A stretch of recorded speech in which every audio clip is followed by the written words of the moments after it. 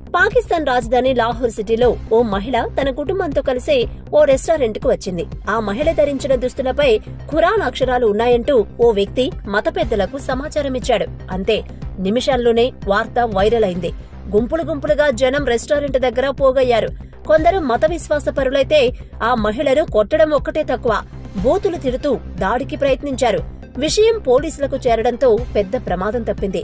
పూర్తి వివరాల్లోకి వెళితే 2024 ఫిబ్రవరి 25వ తేదీ ఉదయం లాహోర్ సిటీలోని అజ్రా మార్కెట్ ఏరియాలో షాపింగ్ అనంతరం ఓ మహిళ రెస్టారెంట్ కు వెళ్లింది. అప్పటికే ఆ రెస్టారెంట్ లో ఉన్న కొందరు వ్యక్తులు ఆ మహిళ ధరించిన దుస్తులపై ఖురాన్ శ్లోకాలున్నాయంటూ గొడవకు దిగారు. తమ పెద్దలతో పాటు స్థానికంగా ఉన్న ఆకతాయిలకు ఫోన్లు చేశారు. ఈ విషయంతో రెస్టారెంట్ దగ్గరకు వందలాది మంది తరలివచ్చారు. విషయం తెలిసిన వెంటనే పోలీసులు అత్యంత వేగంగా స్పందించారు.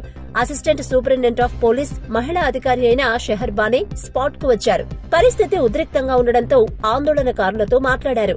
రెస్టారెంట్ లో ఉన్న యువతికి ఎలాంటి హాని చేయొద్దని, దాడి చేయొద్దని, చట్ట ప్రకారం చర్యలు తీసుకుంటానని హామీ ఇస్తూ ఆందోళనకారులను కూల్చేశారు. రెస్టారెంట్ లో ఉన్న మహిళకు బురకా వేసి అక్కడి నుంచి పోలీస్ స్టేషన్ కు తరలించారు.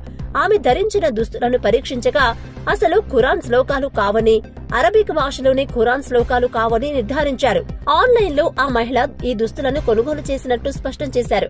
కొంత ఆకతాయిలు మతం పేరుతో ఇలాంటి అలజడి సృష్టించారని స్పష్టం చేశారు ఏఎస్పీ షెహర్ బానీ.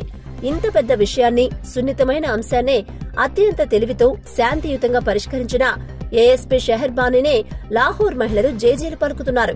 మతం పేరుతో విధ్వంసం చేసే వాళ్లకు ఇది గుణపాఠమంటున్నారు. అలాంటి వారిపై కఠిన చర్యలు తీసుకోవాలని పాకిస్తానీ మహిళలు డిమాండ్ చేస్తున్నారు.